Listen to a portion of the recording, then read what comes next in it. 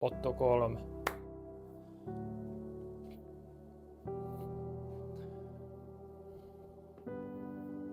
Herran tie syntyi rukouksessa, ei valmiina vastauksena, vaan kutsuna.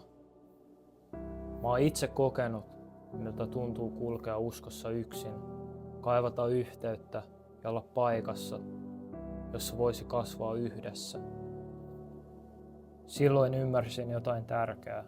Usko vahvistuu syvimmillään yksin, mutta tarvitsemme toisiamme levittämään Jumalan sanaa. Armossa kulkien ja totuudessa pysyen viemme sanaa eteenpäin.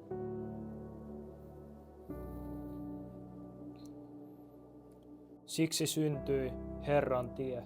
Se on yhteisö, jossa jokainen saa vahvistua uskossa omalla polullaan ja kokoaa yksilöt vahvaksi joukoksi levittämään Jumalan sanaa. Jos kaipaat paikkaa, jossa saat kasvaa uskossa, kulkea rinnalla toisten kanssa ja haluat levittää Jumalan sanaa, niin silloin Olet tervetullut.